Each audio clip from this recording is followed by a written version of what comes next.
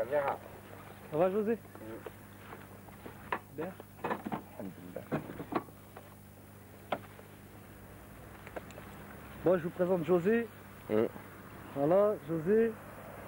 Garçon de la cité, ancien. Scooter. Bien José? Ça va. Alors, tu filmes les amis Ouais, comme justement, ça. ouais. Je pose un peu des questions, tout ça et tout. Pourquoi? Donc, un petit peu par rapport au bâtiment Champagne Ah, qui vont détruire. Donc là, je vais éteindre, mais on va reprendre immédiatement.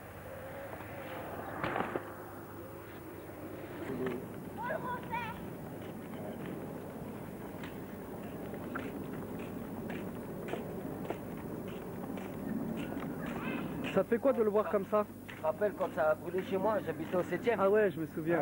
Ouais, ouais, c'est vrai. C'était une période difficile, hein. Ouais, je me souviens. Mais grâce à Dieu, on est là, on est toujours là. Je suis là devant la caméra en train de parler. Ouais. Alors que c'est vrai que c'était quand même grave. D'un bâtiment qui a fait des bonnes choses et des mauvaises choses.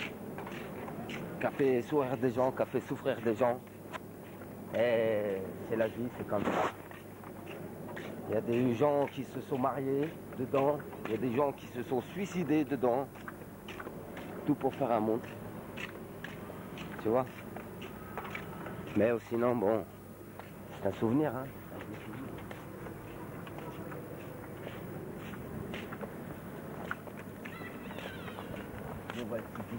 Beauval City.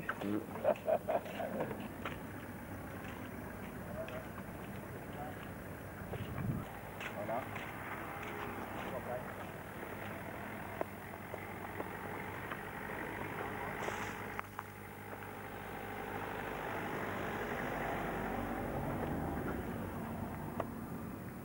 Mais sinon, voilà, c'est là où j'ai grandi, où j'ai connu tous mes potes, Didier, Fred, Jao,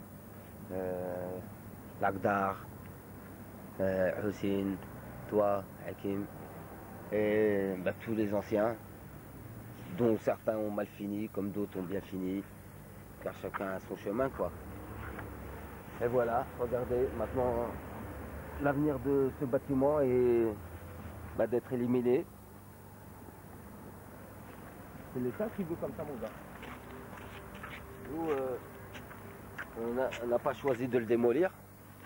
Personne, d'ailleurs, on se demande pourquoi on le fait, mais il trouve qu'il y a un peu trop de personnes influentes à la délinquance, justement, qui fleurit, comme on dit, dans des petites cités comme ça, où il y a beaucoup de... Mais il faut se dire que quand même, et à l'époque, c'est eux qui ont appelé nos parents et tout cela pour venir travailler. Toi, t'es de quelle origine? Portugaise. T'es de Madère, c'est ça? L'île de Madère. L'île de Madère. Mais je suis portugais et en même temps, je suis un peu tout le monde. Parce que les origines, quelque part, quand on est dans une cité comme ça, il n'y a plus d'origine qui compte. Parce qu'on est tous mélangés. Que ça soit asiatique, arabe, tunisien, marocain, ce que vous voulez. On est tous là et on se côtoie tous. On essaie de vivre en communauté, de s'aider comme on peut. Bien sûr, il y a des gens, certains deviennent des amis, certains deviennent des ennemis. C'est un pouvoir d'économie qui fait ça. L'argent. Bon, sinon, à part ça, tout va bien, alhamdoulilah. Il y en a qui sont destinés à être catholiques et d'autres à être musulmans. Et d'autres à être juifs. Chacun après voit la religion comme il la voit. Ce qu'il faut qu'ils se disent, c'est qu'il n'y a qu'un Dieu et c'est le même pour tous. Et comme ça, si tout le monde se fait, on se comprend. Hein. On avance. Toi, est-ce que justement, j'allais dire de ton côté, même sans parler de religion, ouais.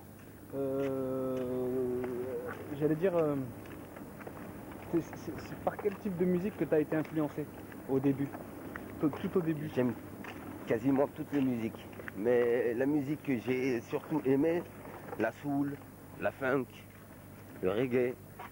Moi, je me souviens bien c'est du reggae. principalement les musiques que j'ai écoutées le plus. D'ailleurs, c'est celle qu'on nous inflige quand on vit dans une cité à écouter, parce que je ne suis pas né dans une famille de bourgeois, ou sinon j'écouterais du Mozart ou du Beethoven.